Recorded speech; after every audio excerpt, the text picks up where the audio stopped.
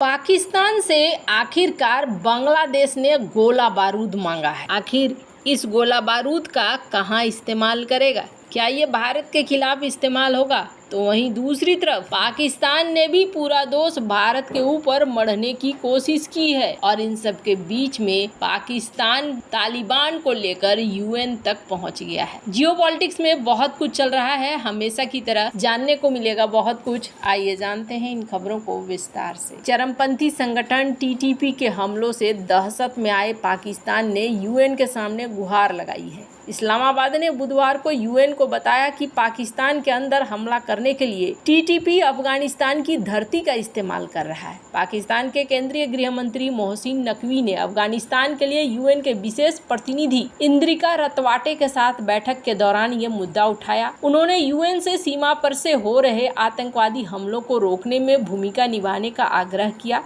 पड़ोसी अफगानिस्तान में तालिबान के सत्ता में लौटने के बाद पाकिस्तान में आतंकवादी हमलों में वृद्धि देखी गई है। अफगानिस्तान से लगी उत्तरी सीमा पर टीटीपी ने बड़े हमलों को अंजाम दिया है, जिसमें पाकिस्तानी सुरक्षा बलों और पाकिस्तान में विदेशी निवेश को खास तौर पर निशाना बनाया गया है। इस्लामाबाद ने अफगानिस्तान के अंदर आतंकवादी ठिकानों के खिलाफ कार्रवाई की बार बार मांग की है, लेकिन काबुल की तालिबान सरकार ने इससे इनकार किया है। टीटीपी के मुद्दे पर अफगानिस्तान और पाकिस्तान के बीच सीमा पर काफी तनाव रहा है। पाकिस्तानी न्यूज आउटलेट ट्रिब्यून की रिपोर्ट के अनुसार गृह मंत्री और संयुक्त राष्ट्र प्रतिनिधि मंडल के बीच बातचीत के दौरान टीटीपी मुद्दा और अफगानिस्तान की धरती का इस्तेमाल मुख्य चर्चा बिंदुओं में से एक था। एक आधिकारिक बयान में मंत्री के हवाले से कहा गया कि आतंकवाद एक वैश्विक मुद्दा है और पाकिस्तान इससे सबसे अधिक प्रभावित है। उन्होंने इस बात पर जोर डाला कि पाकिस्तान के सुरक्षा बलों, पुलिस और लोगों ने आतंकवाद के खिलाफ युद्ध में कुर्बानी दी है। पाकिस्तानी गृह मंत्री ने संयुक्त राष्ट्र प्रतिनिधि मंडल को पाकिस्तान में होने वाले आतंकवादी हमलों में टीटीपी के शामिल होने के बारे में जानकारी दी। नकवी ने कहा कि टीटीपी इन हमलों के लिए अफगानिस्तान की धरती का इस्तेमाल कर रहा है, जिसे रोका जाना चाहिए। उन्होंने कहा कि पाकिस्तान अफगानिस्तान में शांति और स्थिरता चाहता है और इस संबंध में हर संभव सहायता कर रहा है। उन्होंने पाकिस्तान से अफगान शरणार्थियों को वापस भेजे जाने के बारे में जानकारी भी मांगी है। जहां एक तरफ ये सब कुछ चल रहा है, तो वहीं दूसरी तरफ पाकिस्तान खुद डरा हुआ है और सिंध के गवर्नर तो यहाँ तक कह रहे हैं कि ये भारत ने किया है। पाकिस्तान के सिंध प्रांत के गवर्नर कामरान टेसोरी ने बुधवार को बेबुनियाद आरोप लगाया कि बलूचिस्तान में हाल ही में हुए हमलों के पीछे भारतीय खुफिया एजेंसी रॉ और पड़ोसी अफगानिस्तान का हाथ है। उन्होंने कहा कि अफगानिस्तान में मौजूद रॉ का सेटअप पाकिस्तान में आतंकवादियों को मदद कर रहा है। पाकिस्तानी अखबार ट्रिब्यून की रिपोर्ट के अनुसार टेसोरी ने कहा कि हमारे खिलाफ ये साजिश 2 जगहों से रची जा रही है। ये अफगानिस्तान में मौजूद रॉ से जुड़ी है। सभी गतिविधियां अफगानिस्तान में रॉ के सेटअप के जरिए पाकिस्तान में की जा रही है। उन्होंने हमला करने वालों को अराजकतावादी बताया, जो पाकिस्तान की अर्थव्यवस्था और उसके सशस्त्र बलों के पीछे पड़े हैं। उन्होंने कहा कि सऊदी निवेश, चीन पाकिस्तान आर्थिक गलियारे के विकास या यूएई और तुर्की जैसे देशों के साथ पाकिस्तान में सुधार होता है तो ये हमले बढ़ जाते हैं। टेसोरी ने भारतीय खुफिया एजेंसी के खिलाफ जहर उगलते हुए कहा कि रॉ नहीं चाहता है सीपेक परियोजनाएं पाकिस्तान में पूरी हो। वे नहीं चाहते हैं कि पाकिस्तान पड़ोसी देशों के साथ संबंधों को सुधारे। पिछले सप्ताह आखिर में बलूचिस्तान में आजादी के समर्थक विद्रोहियों ने बड़ा हमला किया था। बलूचिस्तान के मुख्यमंत्री मीर सरफराज बुगती ने बताया कि हमलों में 38 मासूमों की जान गई। वहीं पाकिस्तानी सेना ने कहा कि इस खिलाफ में सुरक्षा बल के 14 जवान मारे गए, लेकिन कहा जा रहा है कि 100 से 140 से ऊपर लोग इसके शिकार बने हैं।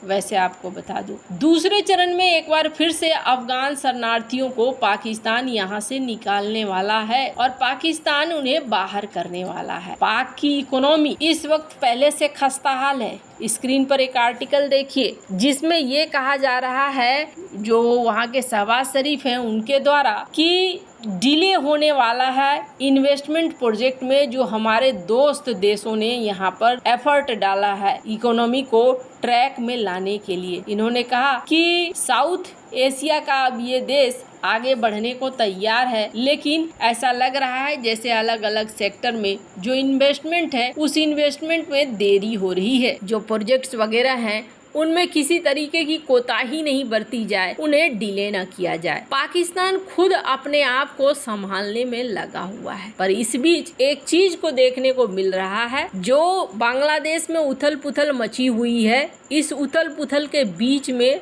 हाई प्रोफाइल रिजिग्नेशन हो रहे हैं, हिंसात्मक प्रदर्शन हो रहे हैं, पर इन सब के बीच में अब पाकिस्तानी प्राइम मिनिस्टर शहबाज शरीफ ने यहाँ पर बांग्लादेश के ओलिव ब्रांच को एक्सटेंड किया है और यहाँ पर इन्होंने बातचीत भी मोहम्मद यूनुस से करनी शुरू कर दी है। इन्होंने कहा है कि आपको जो भी बायलैटरल समझौते चाहिए होंगे, मदद चाहिए होगा, वो हम आपको करने को तैयार हैं। 15 सालों तक शेख हसीना थी यहाँ पर, तब तक बांग्लादेश और पाकिस्तान का जो दोस्ती था वो थोड़ा सा दूसरे तरीके से था, उतना बेहतर नहीं था। पर अब माना जा रहा है कि यहाँ पर जो चीजें हैं वो बदल रही हैं। कहा जा रहा है शेख हसीना के जाने के बाद बांग्लादेश अब डिफेंस मटेरियल लाने वाला है पाकिस्तान से, जिसमें 40,000 राउंड के गोला बारूद होंगे, टैंक के गोला बारूद 2000 होंगे, 40 टन का RDX एक्सप्लोसिव होगा, 2900 हाई इंटेंसिटी वाले प्रोजेक्टाइल्स होंगे, माना जा रहा है ड्रोन हो या फिर मिसाइलें हो। और ये रिप्रेजेंट कर रहा है कि प्रीवियस ईयर के ऑर्डर से ये काफी ज्यादा है। 12,000 राउंड के एम्यूनेशंस भी खरीदे जा रहे हैं।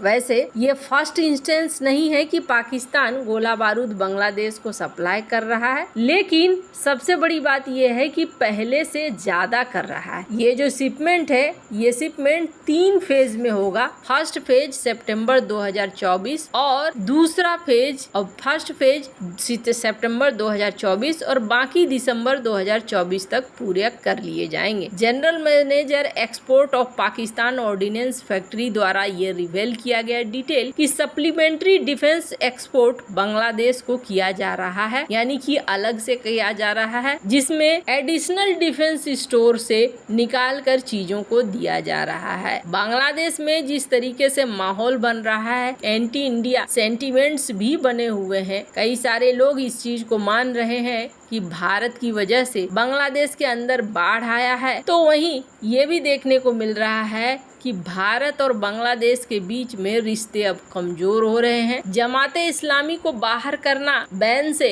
ये दिखलाता है कि आने वाले समय में यहाँ पर भारत के लिए समस्याएं होंगी और भारत को तैयार रहने की जरूरत है।